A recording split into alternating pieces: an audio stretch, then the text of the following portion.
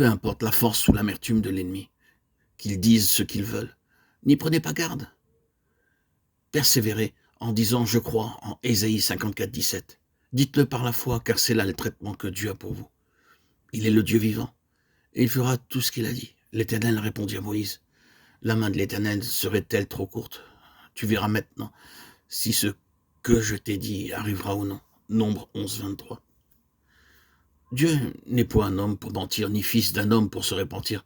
Ce qu'il a dit ne le fera-t-il pas? Ce qu'il a déclaré ne l'exécutera-t-il pas?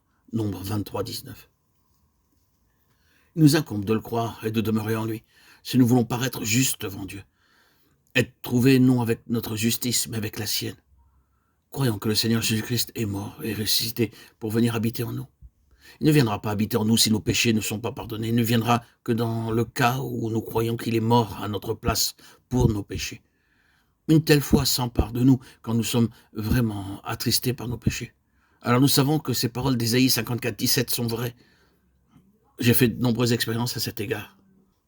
Bien des années auparavant, un vieux pasteur écrivit dans un journal chrétien du nord de l'Inde un long article avec toutes sortes de remarques indignes dirigées contre moi, et il l'envoya en de nombreux endroits. Il se trouva quand j'eus connaissance, bien des mois plus tard, donc je le vis sans perdre pour autant le sommeil et l'appétit, je m'emparai de cette promesse d'Ésaïe 54, 17. Quelques mois après, cet homme tomba gravement malade.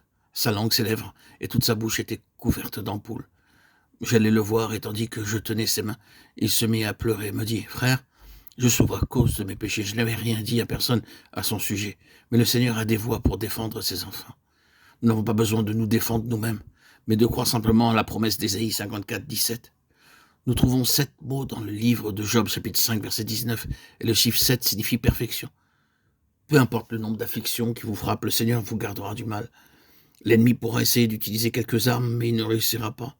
Le psaume 27,5 déclare que Dieu me protégera dans son tabernacle au jour du malheur et qu'il me cachera sous l'abri de sa tente.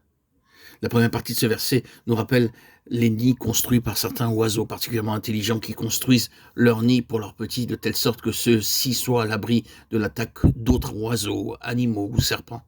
Ces nids sont tressés avec tant d'habileté que l'ennemi ne peut même pas les apercevoir. Bien que le nid paraisse solide, en réalité, il est faible et fait de chaume tout ordinaire. Mais il est édifié avec beaucoup d'habileté et d'intelligence, de sorte que les petits se trouvent à l'abri. Dieu veut nous protéger de la même façon, quelque intelligents et rusés que les autres puissent être dans leur tentative à nous nuire.